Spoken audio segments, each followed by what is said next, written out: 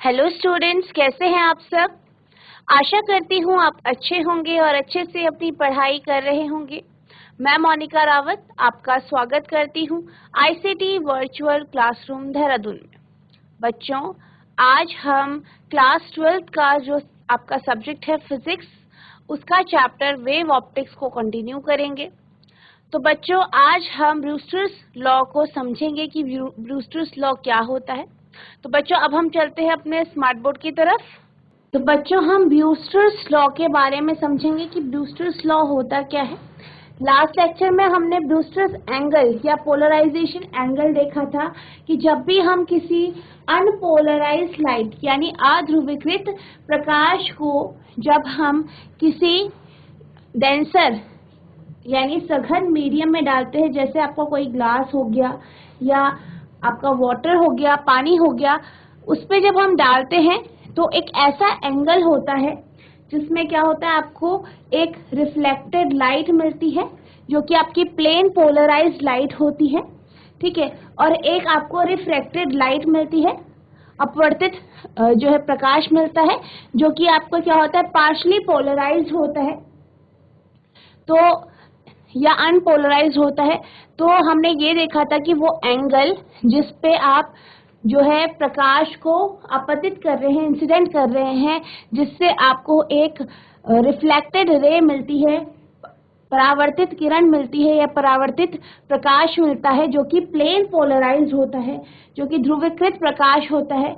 ऐसे एंगल को हम पोलराइजेशन एंगल या पोलराइजिंग एंगल या ब्रूस्टर्स एंगल कहते हैं। तो ये हमने ये कॉन्सेप्ट समझा था, तो इसी के बेस पे हम ब्रूस्टर्स लॉ समझेंगे। तो बेसिकली जो आपका ब्रूस्टर्स लॉ होता है वो इसी कॉन्सेप्ट के ऊपर होता है।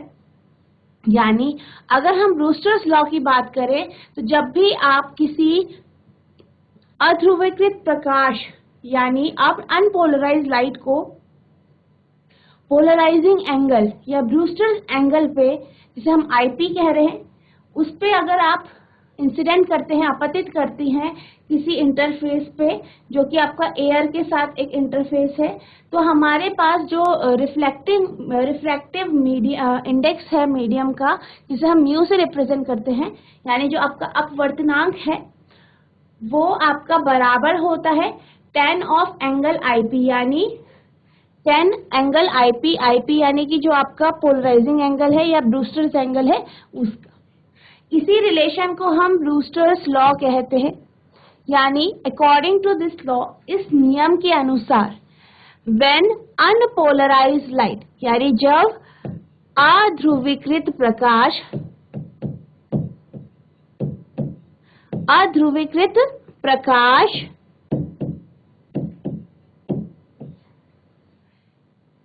पोलराइजिंग एंगल पे, ध्रुवीकृत कोण जो है उस पे जब वो अपतित होता है, इंसिडेंट होता है, ठीक है, जिसे हम आईपी कहते हैं, on an interface separating air from medium, यानी ऐसे इंटरफेस पे जहाँ पे जो आपका एयर है, वायु है, और जो मीडियम है यानी माध्यम है, उन दोनों का जो इंटरफेस है उस पे, जिसका और जो आपका मीडियम है उसका रिफ्रैक्टिव इंडेक्स क्या है, उसका अपवर्तनांक क्या है, म्यू है।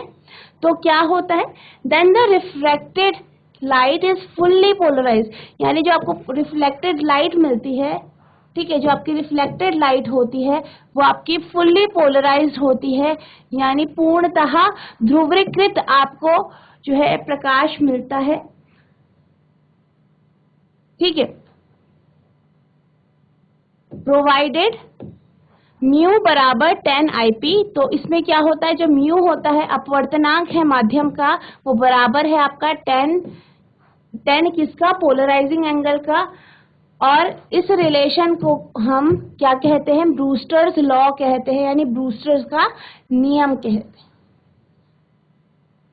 यानी बेसिकली क्या हो रहा है, जैसे कि मैंने अभी बात करी, हमने पिछला रिवाइज किया कि जब हम किसी भी अध्रुवीकृत प्रकाश को किसी मीडियम पे आपतित करते हैं, इंसिडेंट करते हैं, तो क्या होता है, कुछ प्रकाश क्या होता है आपका रिफ्लेक्ट हो जाता है, कुछ रिफ्रैक्ट हो जाता है, कुछ परावर्तित हो जाता है, कुछ अपवर्तित हो जाता है। तो जो परावर्तित हो जाता है वो प्रकाश वो आपके पास ध्रुवीकृत प्रकाश आपको प्राप्त होता है। कैसा प्रकाश प्राप्त होता है?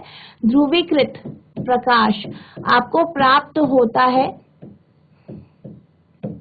तो वो एंगल, जिस एंगल से हमने अध्रुवीकृत प्रकाश को इस मीडियम में, माध्यम में डाला, उस एंगल को, उस इंसिडेंट एंगल को हम आईपी लिखते हैं।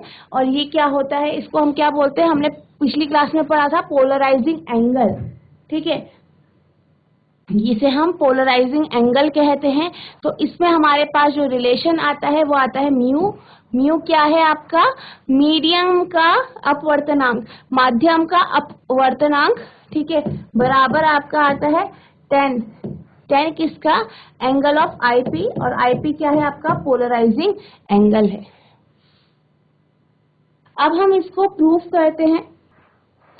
तो जैसे कि हमने अभी डिस्कस किया कि इस तरीके से आपका क्या है, जो है अनपोलराइज्ड लाइट है, यानी अध्रुवीकृत प्रकाश है, आपका इस मीडियम में पड़ता है और आपको एक रिफ्लेक्टेड रे मिलती है, परावर्तित किरण मिलती है, जो कि आपकी क्या होती है? प्लेन पोलराइज्ड होती है। हमने एक और बात डिस्कस करी थी कि जो आपकी प्लेन पोलराइज्ड लाइट है, यानी जो आपकी रिफ्लेक्टेड लाइट है, परावर्तित प्रकाश है और अपवर्तित प्रकाश है, दोनों के बीच में, रिफ्लेक्टेड रे और रिफ्रैक्टेड रे, दोनों के बीच में आपका जो एंगल बनता है वो आपका कितना बनता है? आपका 90 डिग्री का एंगल, यानी समकोण आपका बनता है। ये हमने डिस्कस किया था। तो हम इसी को लेके आगे चलेंगे, यानी एंगल बी, इसको अगर हम ओ मान ले, B O Y plus angle C O Y या वाई ओ सी आपका बराबर है 90 डिग्री, यानी 90 डिग्री के। Angle B O Y plus angle Y O C आपका बराबर हो जाता है 90 डिग्री के, यानी 90 डिग्री के। अब अगर हम बी ओ वाई की बात करें, ठीक है, ये एंगल क्या है? बी ओ वाई है। इसकी बात करें तो आप ये जानते हैं एन ओ वाई एंगल 90 है, क्योंकि एन क्या है? नॉर्मल है। ठीक है, ठीक है, नॉर्मल है, तो नॉर्मल हमेशा 90 डिग्री यानी 90 डिग्री का कोण बनाता है। तो यानी जो आपके पास एन ओ वाई एंगल है वो आपके पास 90 डिग्री है। और हम ये कह सकते हैं कि एन ओ वाई जो है वो आपका, जो ये एंगल है, जो आपका रिफ्लेक्टेड एंगल है आर डैश, ठीक है, जो आपका क्या है? परावर्तन कोण है आर डैश। ठीक है, ये बराबर आपके जो है वो आईपी के हो जाएगा, क्योंकि हम ये जानते हैं लॉ ऑफ रिफ्लेक्शन से, परावर्तन के नियम से, कि जो इंसिडेंट एंगल होता है और रिफ्लेक्टेड एंगल होता है दोनों बराबर होते हैं। आपतन कोण और परावर्तन कोण दोनों बराबर होते हैं। इसी कारण एंगल एन ओ बी क्या हो गया? आपका रिफ्लेक्टेड एंगल है और ये भी आपका आईपी के बराबर हो गया। तो हमारा जो एन ओ वाई कोण है, इसमें आपको एन ओ बी एक कोण ये मिलता है, एक एंगल ये मिलता है, प्लस दूसरा एंगल आपको बी ओ वाई मिलता है। दोनों क्या है? 90 डिग्री के बराबर है, 90 डिग्री के बराबर है। अगर हम एन ओ बी की बात करें, ठीक है, ये आपका आर डैश है, रिफ्लेक्टेड एंगल है, परावर्तन कोण है। और अगर हम बी ओ वाई की बात करें तो आपको जो बी ओ वाई है, बी ओ वाई है, इसको हम एज इट इज लिख सकते हैं। अब अगर हम एंगल बी ओ वाई की बात करें तो हमारा जो एंगल बी ओ वाई है वो 90 डिग्री माइनस आर डैश के बराबर आ जाएगा, यानी बी ओ वाई जो एंगल है वो आपका 90 डिग्री माइनस आर डैश आपका आ जाए। इसी तरीके से अगर हम बात करें, इसी तरीके से अगर हम बात करें वाई ओ एन की, हम अब किसकी बात कर रहे हैं? वाई ओ एन की बात कर रहे हैं।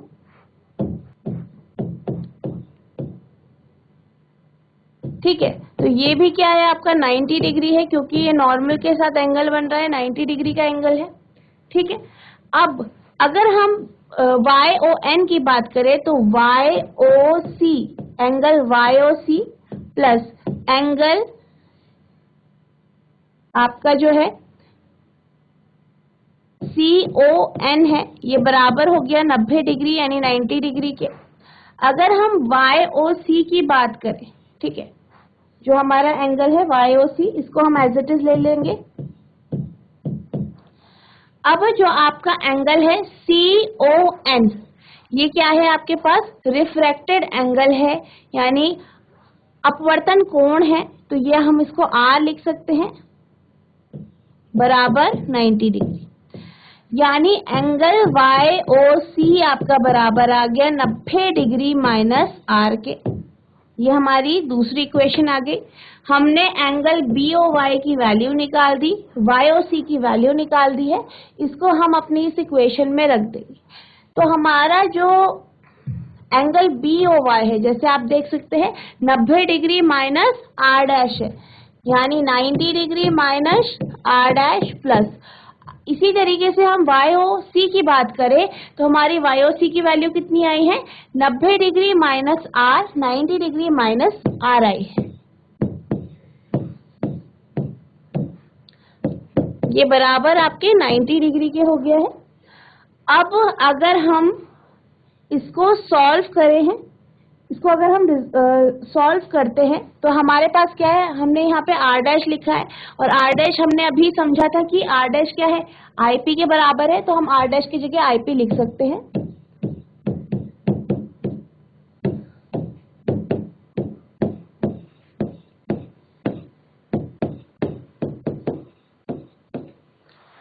अब 90 degree minus IP plus 90 degree minus R बराबर 90 डिग्री हो गया। अब अगर हम क्या करें, जो आपके पास ये 90 है, ये 180 डिग्री हो गया, माइनस IP माइनस R, ये आपके पास आया बराबर 90 डिग्री आपके पास। अब हम क्या करते हैं, 90 डिग्री को लेफ्ट साइड में ले आते हैं, R को माइनस R को इधर राइट साइड में ले आते हैं। तो हमारे पास आ जाएगा 180 डिग्री, 90 जब इधर आ जाएगा तो माइनस हो जाएगा 180 से, तो 90 डिग्री बचेगा, माइनस IP बराबर माइनस R दूसरी साइड आ जाएगा, तो हमारे पास R हमें मिल जाएगा।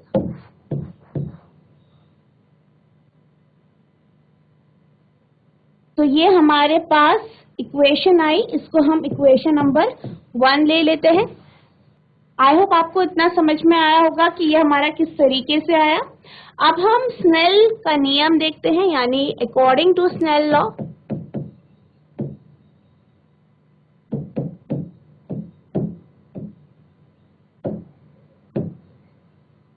यानी स्नेल के नियम के अनुसार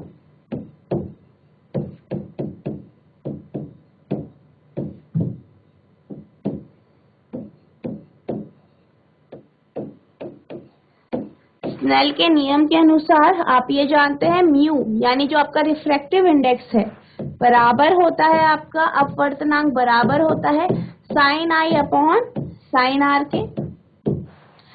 अब हमने इसमें बात करें साइन आई और साइन आर की, ठीक है, और ये हमारा रिफ्रैक्शन में रखता है, ये स्नेल लॉ आप जानते हैं। तो फिर अगर हम बात करें इस कंडीशन में साइन आई और साइन आर, तो इस कंडीशन में, रिफ्रैक्शन की कंडीशन में हम ये देख सकते हैं, अपवर्तन की कंडीशन में हम ये देख सकते हैं कि जो IP है वो आपका इंसिडेंट एंगल है या एंगल I है, और रिफ्रैक्टेड एंगल आपका R है। तो हम यहाँ पे जो है I की जगह, साइन I की जगह साइन IP लिख सकते हैं। और अगर हम साइन R की बात करें, यहाँ पे R है तो R की वैल्यू आपकी 90 डिग्री माइनस IP होती है, 90 डिग्री माइनस IP हो जाएगी, क्योंकि ये अभी हमने निकाला है, ये हमारी फर्स्ट इक्वेशन में आया है। तो ये हमारे पास इस तरीके से आ गए। अब आपके पास क्या आया है, हमने क्या निकाला, साइन IP म्यू बराबर sine IP upon sine 90 degree, 90 degree minus IP। अब आप ये जानते हैं कि साइन 90 डिग्री माइनस IP जो होता है वो बराबर होता है आपका कॉस IP के, ये आप जानते हैं। तो हम साइन 90 डिग्री की जगह यानी sine 90 degree minus i p की जगह हम कॉस आई पी लिख सकते हैं, यानी sine i p upon cos i p. अगर हम साइन अपॉन कॉस की बात करें, हम क्या जानते हैं कि sine theta upon cos theta बराबर आपका टेन थीटा के होता है, ये आपने पढ़ा है। तो हम इसकी जगह टेन थीटा लिख सकते हैं, यानी जो आपका रिफ्रैक्टिव इंडेक्स है जिसे हम म्यू कहते हैं वो हमारे 10 आईपी, क्योंकि टेन थीटा के बराबर लिख सकते हैं तो यहाँ पे 10 आईपी आ जाएगा। तो ये इससे हमने जो है आपका ब्रूस्टर्स लॉ प्रूफ किया, यानी ब्रूस्टर्स का नियम हमने प्रूफ किया। ये क्या है आपका ब्रूस्टर्स लॉ या ब्रूस्टर्स का नियम। अब हम जो है आपका जो है निकालते हैं एयर ग्लास इंटरफेरेंस के लिए, यानी पहली कंडीशन जो है वो हमारी है एयर ग्लास इंटरफेरेंस, मतलब कि जब आपकी वायु और कांच का क्या होता है इंटरफेस जो है वायु और कांच का इंटरफेस है, ठीक है, इंटरफेस। तो हम ये जानते हैं कि ए म्यू डब्ल्यू यानी रिफ्रैक्टिव इंडेक्स एयर वाटर का जब इंटरफेस होता है तो वो हमारा 4/3 यानी 4/3 होता है। तो हम ये जानते हैं म्यू बराबर आपका क्या है 10 आईपी है। तो हम यहाँ पे पोलराइजिंग एंगल या एंगल ऑफ पोलराइजेशन निकाल रहे हैं, तो म्यू की वैल्यू आपकी 4/3 आई, 10 आईपी। इसे आप लिख सकते हैं आईपी बराबर 10 इनवर्स 4/3, यानी हम आईपी की बात करें तो हमारे पास आईपी की जो वैल्यू आ जाएगी, जो पोलराइजिंग एंगल है इस कंडीशन में, यानी जब हम एयर और ग्लास का इंटरफेस लेते हैं, वायु और कांच का इंटरफेस लेते हैं, तो हमारे पास आईपी की वैल्यू 53.1 डिग्री 53.1 डिग्री आती है, 53.1 डिग्री आ जाती है। ये आपका जो है वो एयर और ये हमने जो बात की वो एयर और वाटर के बारे में बात करी, यानी एयर वायु और जो है जल, इसका जो इंटरफेस है उसके लिए हमने ये बात करी। इसी तरीके से हम एयर और आपका जो है ग्लास इंटरफेस की हम बात कर सकते हैं, ठीक है। तो इसमें क्या है आपका आप जो है ए म्यू जी जो है, अब हम एयर ग्लास इंटरफेस की बात करते हैं तो इस कंडीशन में ए म्यू जी आपका 3/2 होता है, 3/2 होता है, यानी अगर हम 10 आईपी की बात करें तो ये बराबर हो जाता है ए म्यू जी के, यानी 10 आईपी बराबर 3/2। अगर हम आईपी की वैल्यू लें तो आईपी हमारे पास 10 इनवर्स 3/2 आ जाएगा, यानी हम कह सकते हैं कि जो आईपी है वो बराबर हो जाएगा 10 इनवर्स 1.5 1.5, या हम आईपी की वैल्यू लें 56.3 डिग्री आपकी आ जाएगी। तो ये हमारे पास पोलराइजिंग या एंगल ऑफ पोलराइजेशन आ गया। तो इस तरीके से हम क्या करेंगे, जो ब्रूस्टर्स लॉ की मदद से या ब्रूस्टर के नियम की मदद से हम अलग अलग जो आपके इंटरफेस हैं उसके लिए जो है पोलराइजिंग एंगल निकालें। आई होप आपको ये टॉपिक समझ में आ गया होगा।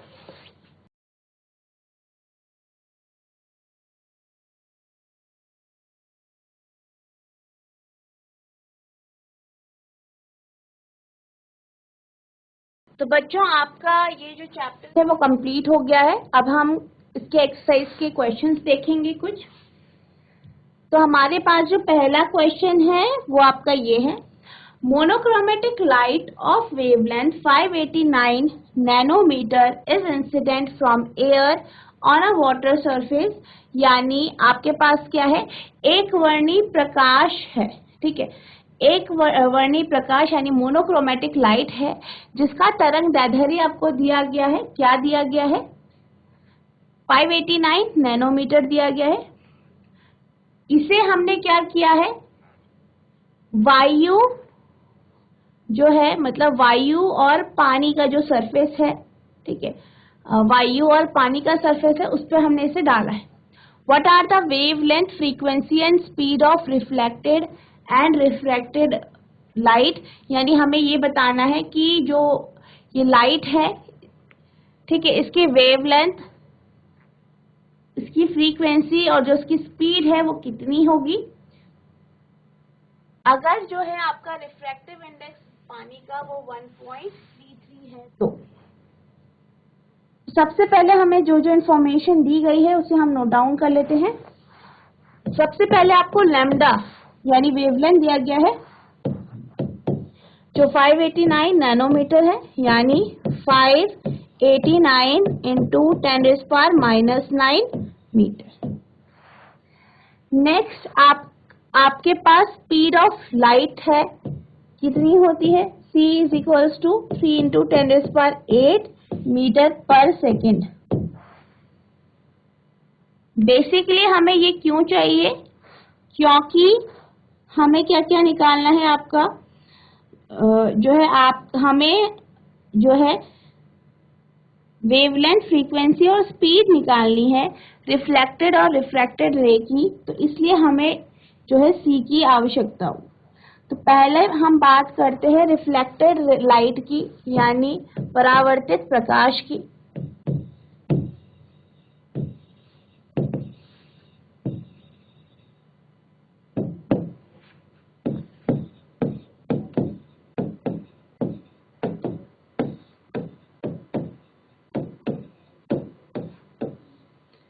ठीक है, हमें ये दिया गया है, लैम्डा की वैल्यू हमारे पास है 589 नैनोमीटर, ठीक है, और c की वैल्यू हमारे पास है।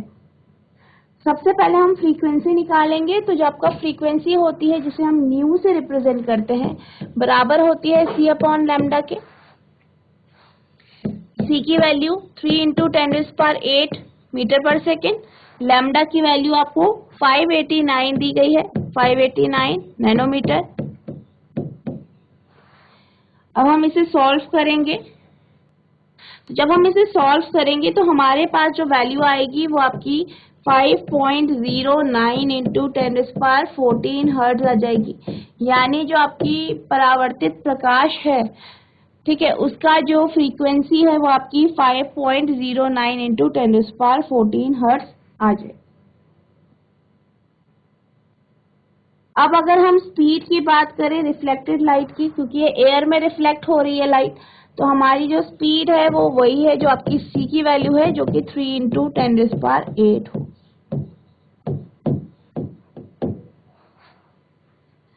अब हम बात करते हैं रिफ्रैक्टेड लाइट की, यानी अपवर्तित प्रकाश की हम बात करते हैं।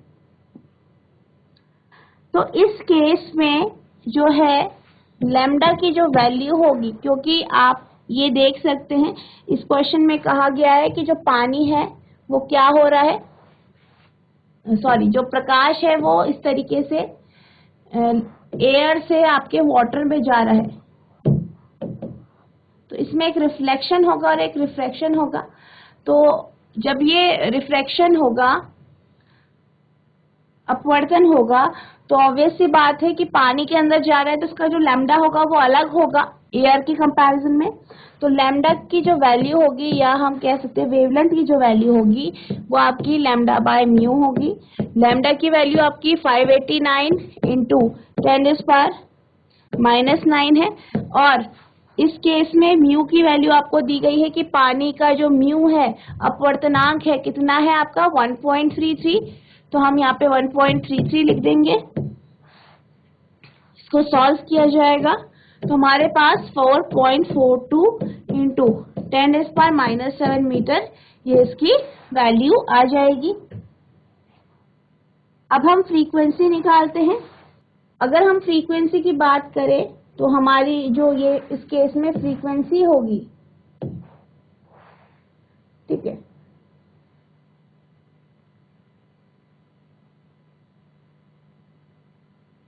वो आपकी वही होगी जो दूसरे मीडियम में है, जो कि आपकी 5.09 इंटू 5.09 इंटू 10⁻14 हर्ट्ज आई थी। ये बेसिकली क्यों होता है? क्योंकि जो आपकी फ्रीक्वेंसी होती है वो अगर दूसरे मीडियम में भी चला जाए जो आपका प्रकाश है, तो जो फ्रीक्वेंसी होती है वो सेम ही रहती है, वो बदलती नहीं है। अब हम स्पीड की बात करते हैं। स्पीड की बात करते हैं यानी चाल की बात करते हैं।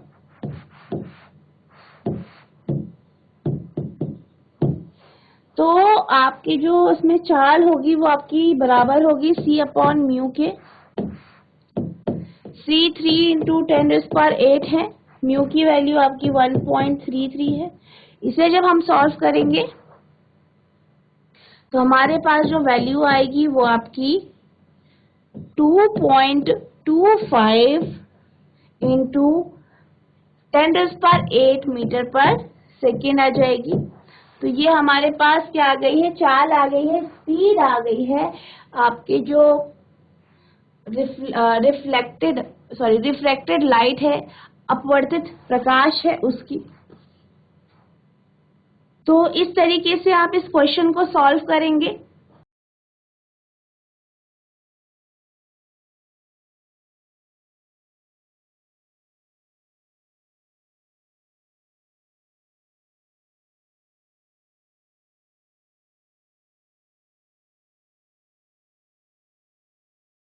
तो बच्चों आपने अब ये क्वेश्चन नोट डाउन कर लिया होगा। अब हम चलते हैं अपने नेक्स्ट क्वेश्चन की तरफ।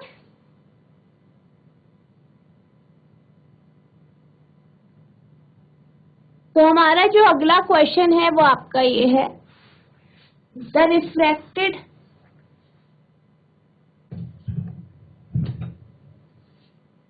Refractive index of glass is 1.5, यानी कांच का अपवर्तनांक जो है 1.5 है। What is the speed of light in glass?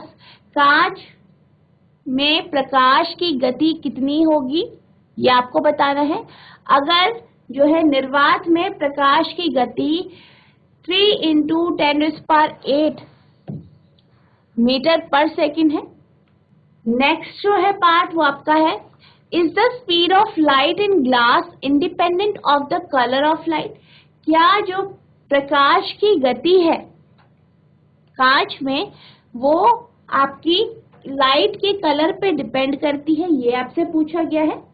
If not, which of the two colours red and violet travel slower in glass prism? अगर ऐसा नहीं है तो आपको ये बताना है कि इन दोनों में से कौन सी जो लाइट है वो धीरे चलेगी ग्लास के प्रिज्म में। तो सबसे पहले हमें जो इंफॉर्मेशन दी गई है उसे हम नोट डाउन कर लेते हैं और हमारा जो इस क्वेश्चन का पहला पार्ट है उसे हम सॉल्व करेंगे। तो आपको म्यू की वैल्यू दी गई है, अपवर्तनांक दिया गया है 1.5, आपसे पूछा गया है speed of light in glass, जिसे हम v से रिप्रेजेंट कर देते हैं।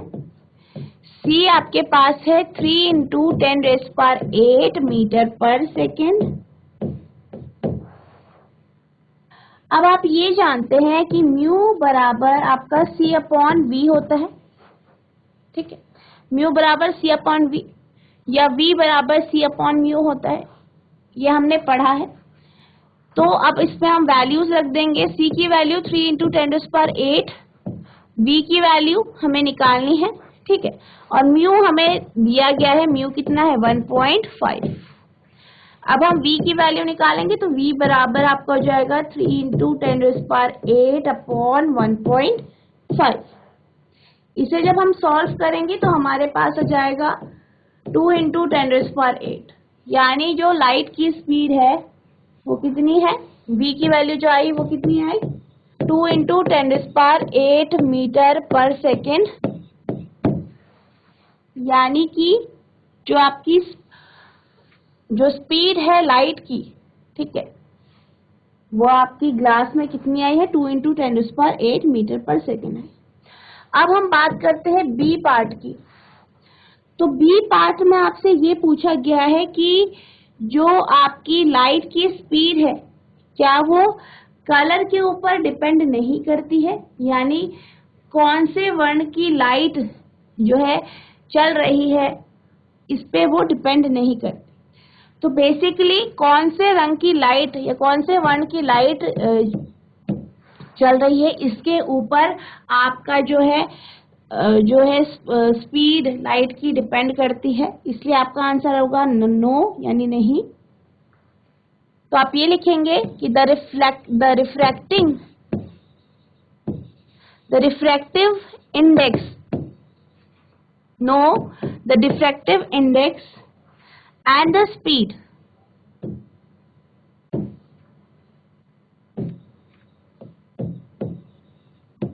of light in a medium depends on wavelength।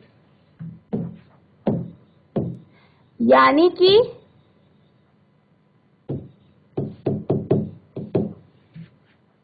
Colour of light,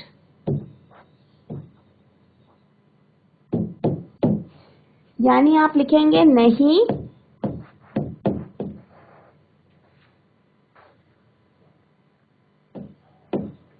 अपवर्तनांक और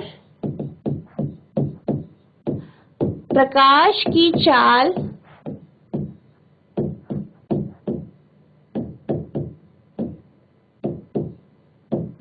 किसी भी माध्यम में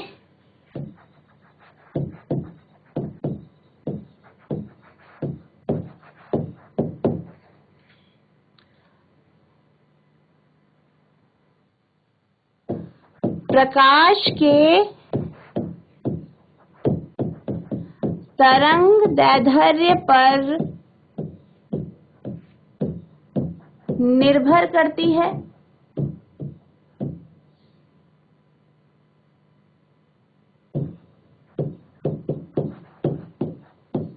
यानी कि प्रकाश के वर्ण पर निर्भर करती है, यानी आपका जो लाइट है उसका कलर क्या होगा, उस पर ये निर्भर करती है।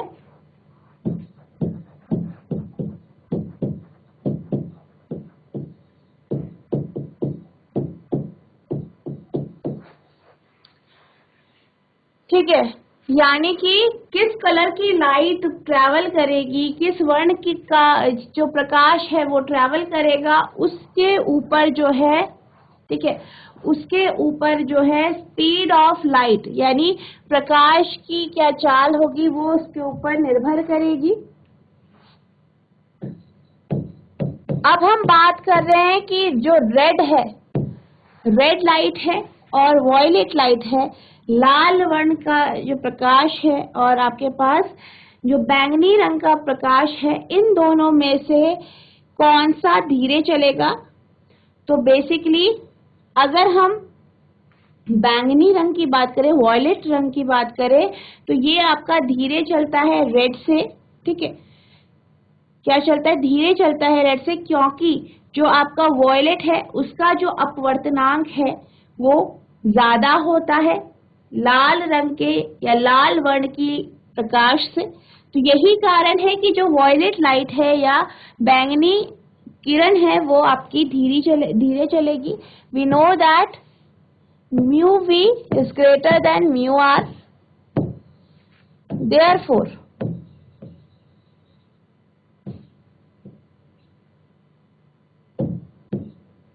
क्या होगा आपका,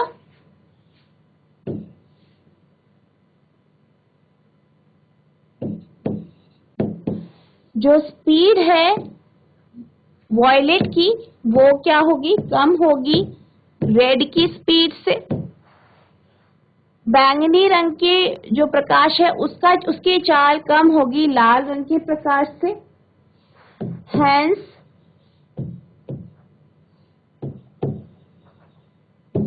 violet component of white light travels slower than red component.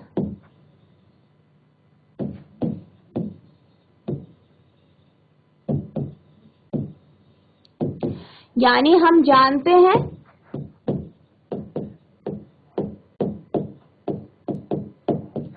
कि जो आपका म्यू वी है वो ज्यादा है म्यू आर से।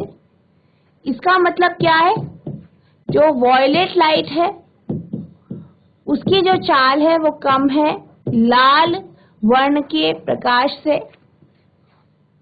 इसलिए हम क्या कह सकते हैं, हम ये कह सकते हैं कि जो बैंगनी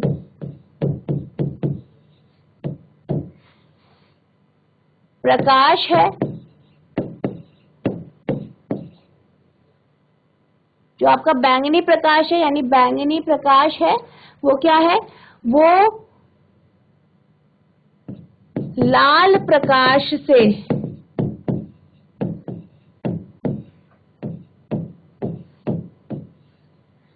धीरे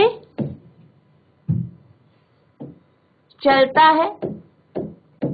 यानी जो बैंगनी प्रकाश है लाल प्रकाश से धीरे चलता है, या हम कह सकते हैं जो बैंगनी प्रकाश है उसकी जो चाल है वो लाल प्रकाश से कम होती है। आई होप आपको ये क्वेश्चन समझ में आ गया होगा।